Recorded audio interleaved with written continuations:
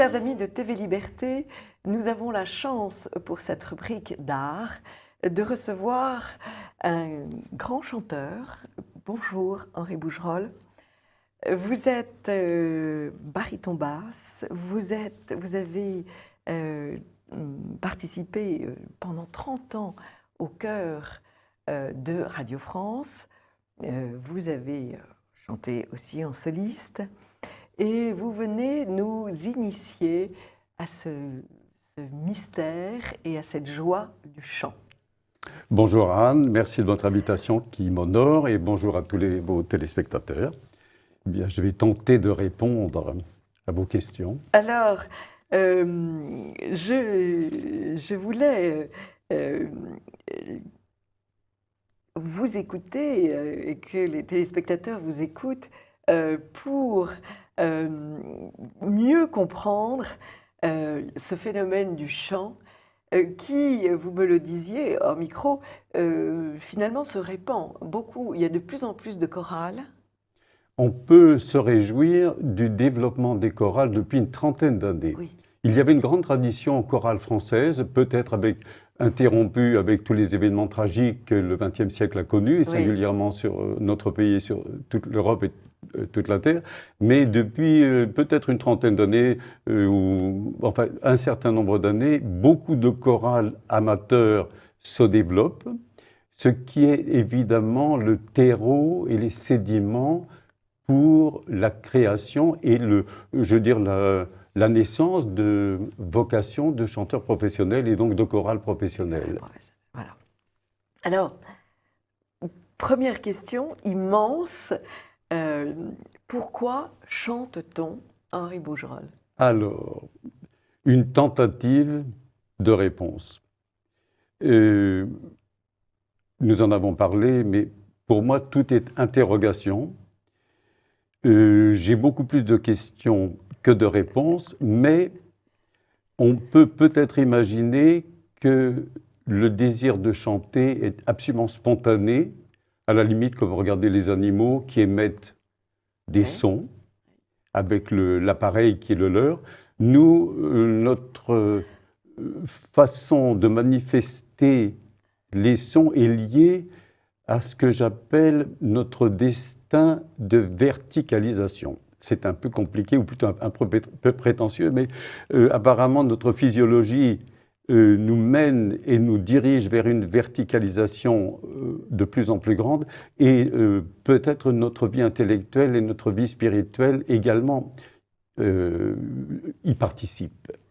Donc je pense que la manifestation du chant, elle est immédiate dès nos premiers instants, avec les cris, avec les balbutiements, avec les lalations, etc. Et puis, ça, je pense qu'au départ, il y a un phénomène, disons, purement physiologique qui fait que, alors parlons de l'être humain uniquement, l'être humain est heureux de chanter, de manifester ce qui est produit par sa voix. Oui, chanter rend heureux tout de suite. Ah, je le pense. Ouais. En tout cas, si on constate justement l'expérience de tous les chanteurs, et un chanteur qui a, alors là, on ne va pas ouvrir tout de suite le chapitre, mais qui a une émission vocale naturelle, se trouve dans un état d'euphorie. Ah oui? Nous sommes heureux de chanter. Alors au début, on chante, on s'égosille, on crie, donc là, éventuellement, on se blesse un peu. Mais au fur et à mesure qu'on retrouve le plaisir d'une physiologie respectée, le chant est une grande satisfaction. Alors justement, vous parlez physiologie, c'est vraiment un retour au réel. C'est une activité, c'est pas une activité intellectuelle, c'est une activité physique. C'est au départ, en effet, apparemment, je suis très très prudent, mais le résultat d'années d'interrogation, avec quand même quelques réponses. Et c'est un des rares domaines de la vie humaine, en tout cas tel que je l'aperçois, où j'ai des réponses. Dans beaucoup d'autres domaines, je n'ai que des interrogations et je le regrette. Mais en tout cas, en ce qui concerne le chant, j'ai quelques réponses. Je crois que j'ai un peu perdu le fil de... la physiologie. Voilà. Vous le dites souvent, vous le répétez, le corps doit être doit être en accord et tout vient de ce corps, tout vient de ce... Il faut absolument, Ce c'est centre. une des bases de la joie de chanter, c'est justement de respecter notre physiologie. On ne peut pas blesser notre corps, on ne peut pas le brutaliser, on doit d'abord, dès l'instant où on se met à chanter et qu'il y a éventuellement une démarche de développement, on doit s'interroger sur ce que nous sommes et respecter notre physiologie. Si on demande humblement à la nature quelques réponses, justement, elle accorde peu à peu justement les réponses que nous sommes capables d'entendre. Donc je pense qu'une juste attitude vis-à-vis de notre voix, c'est un respect absolu de notre physiologie, accepter les maladresses, mais surtout ne pas brutaliser, ne pas blesser. Et oui, et ne pas vouloir à tout prix être soprano quand on est mezzo ou et ténor quand on Exactement. est Ça, c'est baryton. une des belles règles de la tradition des arts de la représentation. Pour nous, chanteurs, il est absolument fondamental de respecter notre tessiture. Donc les premiers pas, ou les premières semaines, les premiers mois avec le professeur de chant doit être d'une extrême prudence. Il doit être à l'écoute et surtout ne pas projeter sur l'autre ce qu'il souhaiterait que la personne soit. C'est pour être heureux dans sa voix, il faut absolument respecter ce qu'elle est, même d'une manière au départ brute, imparfaite, une voix courte, etc. Mais dès l'instant où on respecte les lois de la nature, parce qu'il n'y a pas à dire, nous sommes bien forcés d'interroger les lois de la nature, à ce moment-là, le développement est aussi harmonieux que possible. Et l'expérience m'a apprise, parce que je vous écoute beaucoup, parce que je fais mon outing, chers téléspectateurs, j'ai la chance de bénéficier des cours de chant d'Henri Bougerolles depuis 2 ans et demi. On a l'impression que ce chant est un... Ce chant, c'est extrêmement difficile. Il faut raison garder. C'est un art extrêmement difficile. Mais vous dites toujours le travail, la répétition, l'entraînement. Alors, est-ce que c'est plus que dans aucune autre activité ou est-ce que c'est particulier au chant? Je crois que nous avons la chance, j'aime à citer nos merveilleux danseurs, oui, nos merveilleux acrobates, oui, les grands comédiens. Nous sommes tous dans la volonté d'aller non pas vers la perfection, mais vers un développement aussi riche que possible de la discipline dans laquelle nous nous trouvons. Donc je pense que toutes ces disciplines du direct, parce que là il n'y a pas de tricherie, à la limite je ne peux pas dire qu'un acteur de cinéma est aidé parce qu'il répète et puis il y a des prises et des prises, oui, mais quand on a la chance d'être dans le temps présent... C'est le sans-filet par excellence. Et voilà, le sans-filet, là, à ce moment-là, il faut être aussi parfait que possible. Donc cela sous-entend, comme chez nos amis danseurs, nos amis acrobates, etc., un travail quotidien de réflexion, d'expérimentation, d'erreur, au contraire, de réintégrer ce qui nous semble juste. Mais ce qui est fabuleux, c'est que l'on voit que si on fait ce travail quotidien, on a la joie de voir que cet organe, cette petite voix progresse très modestement, mais qu'elle progresse. C'est justement une grande joie d'être dans une discipline où l'expérimentation de ceux qui nous ont précédés, nous bénéficions des recherches heureuses et sûres. C'est comme dans toute discipline, nous avons des gestes qui nous sont favorables et des gestes qui nous blessent.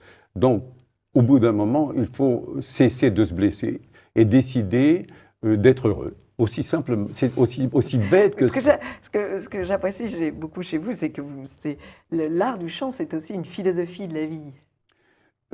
Pour moi, c'est absolument lié. Je ne veux pas pavoiser en aucun cas et dans aucun domaine. mais le hasard a fait que je suis né avec ce petit machin en moi, l'envie, la joie de chanter, l'amour de la musique. Parce que c'est ça aussi quand même, l'amour de la musique, c'est une bénédiction. Quand on a l'amour pour une discipline comme le chant, comme la danse, comme la peinture, comme la composition, ce sont des bénédictions avec aussi un doux tourment. Parce qu'il y a certains jours, on aurait plus envie d'aller au cinéma. Un doux tourment. Un doux tourment, bien ouais, sûr, parce que c'est l'escalade d'une montagne. Oui, constante. Constante, oui. Alors, vous parlez aussi des bienfaits psychologiques du chant. Oui, c'est multiple. Déjà, c'est bien entendu avec le sous-entendu que l'on a une bonne technique vocale pour ne pas justement être bridé dans notre recherche. Alors sur le plan psychologique, dès l'instant où on est dans la satisfaction de voir que quelque chose d'harmonieux se développe en nous, il y a des zones de notre pensée qui s'apaisent. Déjà, donc on est dans une plus grande disponibilité intellectuelle. Et puis, sur le plan spirituel et sur le plan, je ne sais pas, psychologique, mais en tout cas sur le plan du développement intellectuel et de l'apaisement du mental, nous sommes face à un héritage d'œuvres génialissimes, ou splendides, ou très belles. Oui. Déjà, c'est énorme quand une œuvre est très belle. On a un patrimoine... Et fabuleux. Je veux dire, ces grands créateurs nous ont laissé un héritage dont on ne se réjouit pas assez quotidiennement. Et qui est pratiquement inconnu de beaucoup de gens. C'est d'une tristesse absolue. Enfin, mais justement, il y a quelques œuvres qui surnagent, l'Ode à la joie. Oui, heureusement. Mais en même temps, c'est à nous, chacun d'entre nous, modestement, il ne s'agit pas de dire qu'on va révolutionner la vie sur Terre, mais d'aller fouiller dans les tiroirs, dans les bibliothèques, de sortir les partitions. Les partitions nous attendent. Alors, Henri, je vais même donner un petit conseil beaucoup plus facile, parce que vous êtes merveilleux de dire allez voir les partitions. Mais déjà, ouvrir une partition nécessite de l'apprentissage, et un très sérieux apprentissage.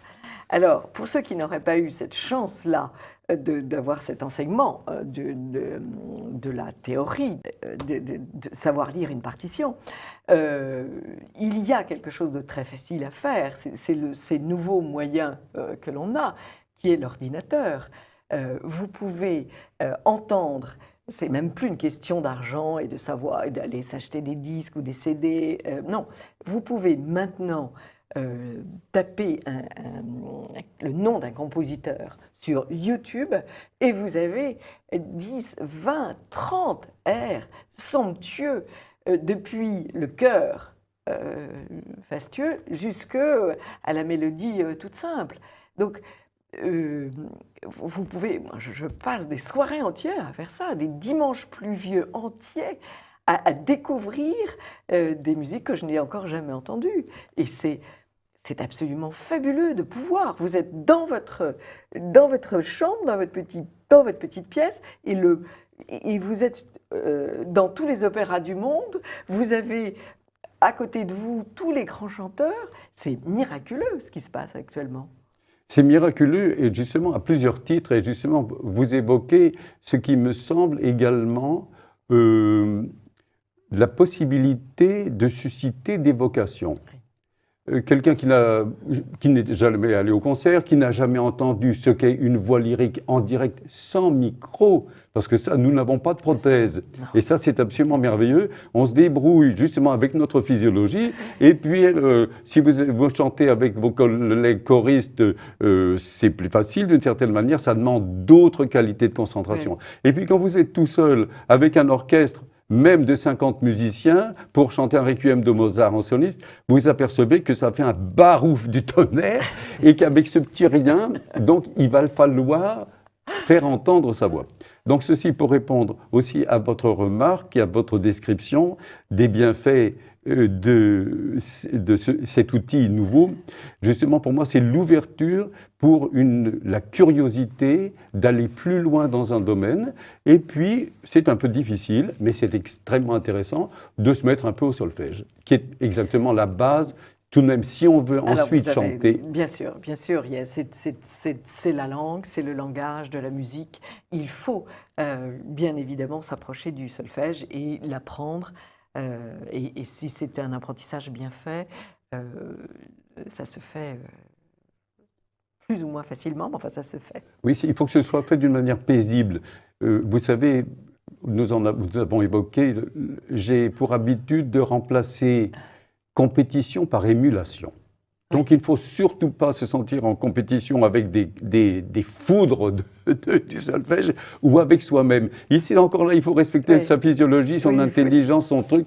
Donc, il ne faut pas aller vite, il faut aller très bien. Et pour Oui. aller très bien, eh bien, il faut suivre ces rythmes intellectuels, physiologiques. Donc, il faut, là, pour ce qui est de la difficulté du solfège, c'est difficile, on le sait, mais tout est difficile. C'est une remarque que j'adore et que je me permets de citer de Lao Tse. C'est bien de citer Lao Tse, ça fait chic, mais il disait le sage, connaissant la difficulté de chaque chose, n'en rencontre aucune. Oui. Ce qui est charmant, ce qui n'est pas totalement vrai, mais ce qui apaise un peu quand même. Ce qui rassure. Exactement. Ce qui rassure. Alors, après l'énonciation de tous ces bienfaits physiologiques, psychologiques, culturels, quels sont les... Nous allons offrir une illustration de des vêpres de Rachmaninoff que vous avez beaucoup aimé chanter, Oui. j'imagine. Au sein du chœur de Radio France, nous l'avons chanté beaucoup, on avait fait beaucoup de productions. C'est avec le magnifique chef russe Vladislas Tchernouchenko, qui est présentement, depuis des années, le directeur musical de la Kapella Glinka de Saint-Pétersbourg et du conservatoire Rimsky-Korsakov, qui est un immense musicien. Immense musicien. Et alors, vous nous faites entendre la troisième partie des Vêpres, Heureux l'homme qui ne se livre pas au conseil des impies. Je trouve que c'est déjà C'est un peu politique, ça. Tout est politique. Tout est politique. Tout est politique. Alors on peut le dire d'une manière gentille et bienveillante. En effet, si, je ne dirais pas, disons, tous les êtres qui sont à la tête des États, à des positions plus ou moins importantes, voulaient bien suivre cet heureux conseil et même d'écouter les vêpres en même temps d'en profiter, je crois que tout le monde irait beaucoup mieux. Donc il est facile de rejoindre une chorale, d'appartenir à ces groupes et de suivre un maître de chant qui a une connaissance de la musique et qui peut vous offrir bien sûr des tas de partitions que vous ne connaissez pas, parce qu'en fait c'est tout de même un art dans lequel il faut être, comme dans tous les arts d'ailleurs, enfin, il faut être introduit, il faut être conduit par la main, il faut être entraîné par la main. Et donc nous allons écouter ce petit morceau des Vêpres, un petit...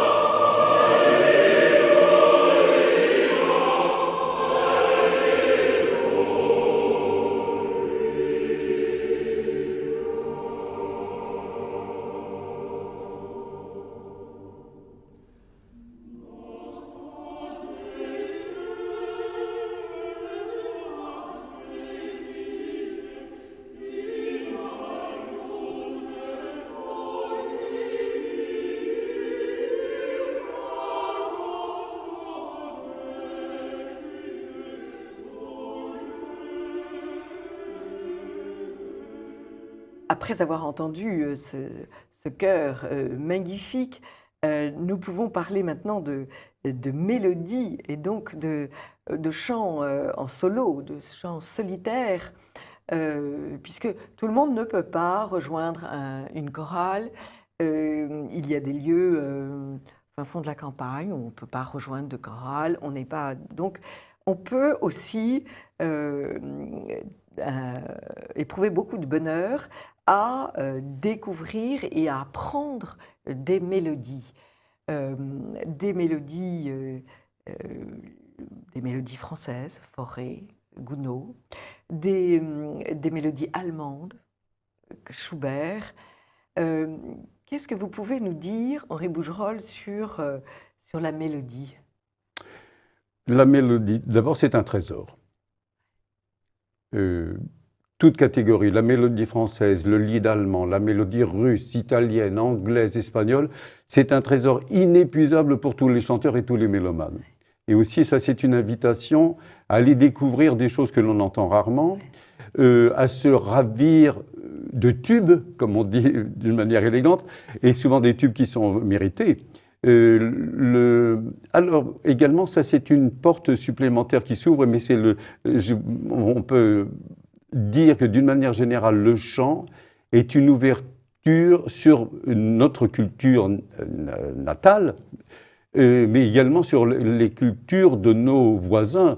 Même si vous ne parlez pas une langue, mais tout d'un coup vous décidez de chanter un lied, vous allez tenter d'abord d'avoir une prononciation allemande aussi correcte, ou russe, ou italienne, etc. Oui, vous n'hésitez pas à vous donner à chanter des mélodies. Ah, moi j'adore. Je parle un peu russe maintenant grâce à vous. Moi Agnieszka Nikomush. Oui, bravo, c'est splendide. Очень хорошо. Spasiba Bolshoi. Я не говорю по-русски. Alors tout ça, simplement, justement, ça c'est un jeu que nous avons pendant quelques instants. Dès l'instant où vous avez la chance, d'abord, déjà nous sommes ancrés dans notre culture française, nous sommes en France, et qui est absolument magnifique, mais aussi c'est une culture magnifique parmi d'autres cultures aussi splendides. Donc c'est finalement, nous avons un trésor dont il faut absolument profiter. Et alors nous parlons bien français, on a, une pensée française, un enracinement français de par la structure de la langue. Chanter une mélodie française, c'est à mon avis le bonheur absolument parfait, parce qu'on a une impression d'adéquation entre la musique de Fauré, qui est quand même un musicien français extraordinaire, et puis j'ai l'impression qu'il respire la France, de même Gounod. Oui, mais alors justement, si je puis me permettre, alors de vous proposer mon expérience personnelle. Oui. Au sein du chœur de Radio France, je crois que nous avons chanté dans 17 langues différentes, oui, dont l'indo-chinois et l'araméen, entre autres. Donc c'était très amusant. Moi, ça m'enchantait, je dois dire. Et vous avez le goût de la découverte. Oui, mais puis, Dieu merci, nous avions une programmation splendide, vraiment. Donc ça, c'était un grand enrichissement. Même si vous ne parlez pas la langue, pendant quelques instants, vous êtes tout de même un peu dans la pensée de quelqu'un qui a une autre culture. Donc, pour revenir également, juste une petite réflexion par rapport à ce que vous disiez. Sur la mélodie française. Ou sur la mélodie française également. Mais par exemple, je chante dans 8 langues différentes en soliste. Ça ne veut pas dire que je connaisse les 8 langues. Non. Mais, eh bien, je peux vous dire que quand je chante en tchèque, en russe, en ce que vous voulez, je n'ai aucune barrière et aucune rupture entre mon intellect et ma sensibilité. C'est ça qui est inouï, oui. Mais c'est le phénomène. Vous n'avez aucune crainte, non. Et vous demandez à ce qu'on n'ait aucune crainte. Mais parce que c'est un tel enrichissement. Oui. Et si bien que je dois dire également, c'est un enrichissement. Le français est une langue extrêmement élégante avec un ambitus court, c'est-à-dire des fréquences relativement serrées.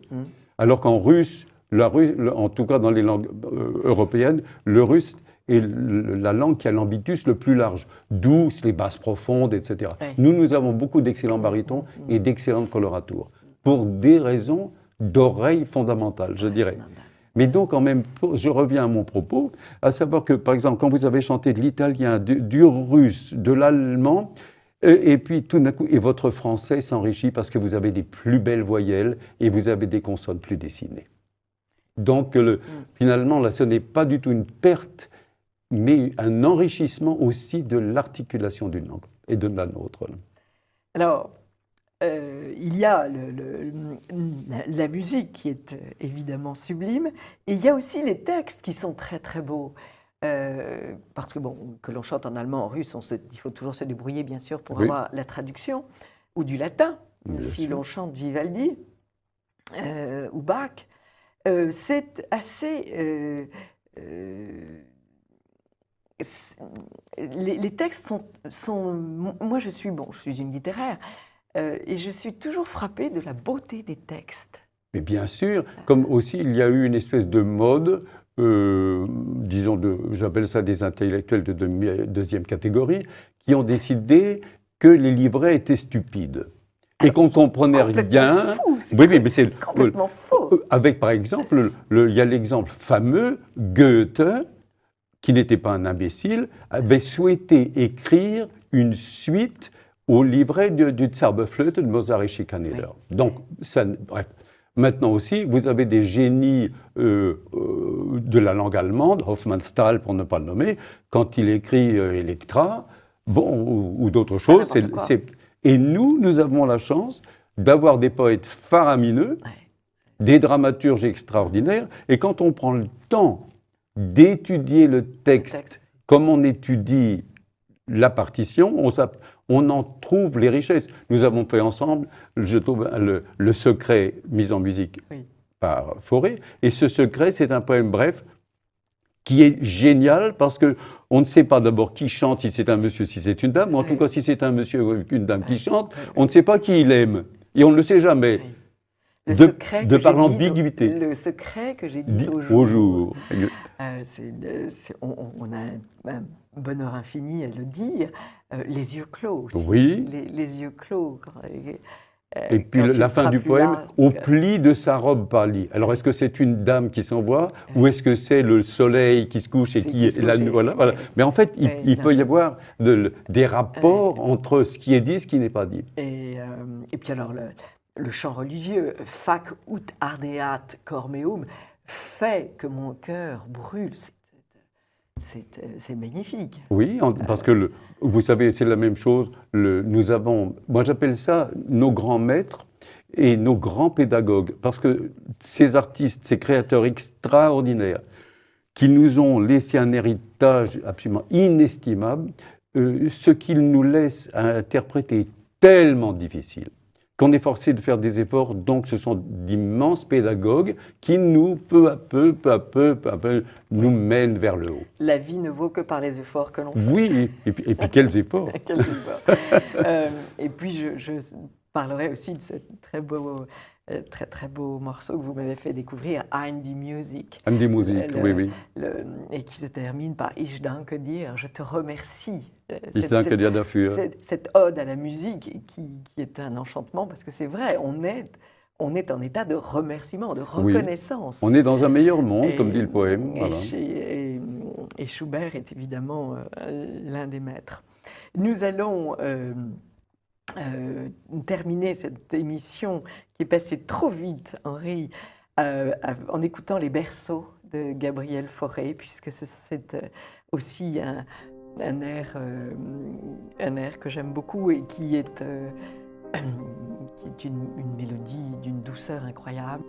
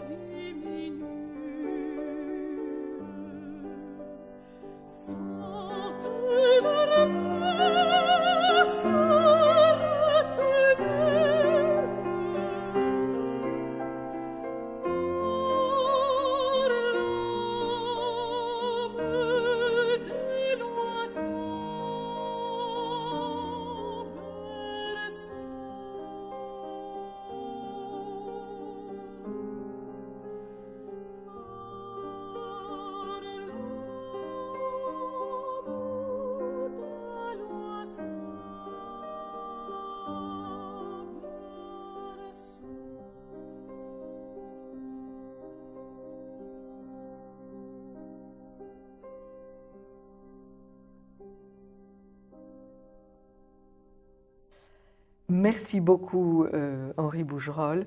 Mon rêve, je dois vous le dire, serait qu'il y ait une leçon, que vous donniez des leçons de chant dans ce studio. Mais il faut toujours avoir des rêves. Merci. Et nous allons travailler à la réalisation de ce rêve. Merci Anne, merci beaucoup de votre invitation. Merci. Et avant que on se sépare, je voudrais faire justement de la publicité pour l'Opéra du Jour, qui est une petite troupe d'opéra très intéressante, qui, après avoir monté le Barbier de Séville, monte la Cenerentola, Cendrillon. C'est au théâtre du Ranelagh, donc dans le quartier de la Muette. Délicieux petit théâtre. Il y a une vingtaine de personnes non pas une vingtaine, une dizaine de personnes sur la scène. Ce sont tous des chanteurs très confirmés. Il y a parmi eux Baptiste Jor, que nous avons déjà entendu à ce micro, qui est une basse et qui joue le personnage d'Alip Doro, le philosophe. Et c'est avec la participation des chœurs de Grenelle, c'est mise en scène de façon très drôle par Isabelle Duboucher et Annie Paradis. Et c'est le spectacle absolument idéal à voir en famille pour initier justement les jeunes qui sont autour de vous, ou ceux qui n'ont jamais eu la joie, même les adultes qui n'ont jamais eu la joie d'aller dans ces temples sacrés que sont les opéras, leur faire découvrir ce trésor de l'opéra. Merci beaucoup. Merci Anne, merci beaucoup.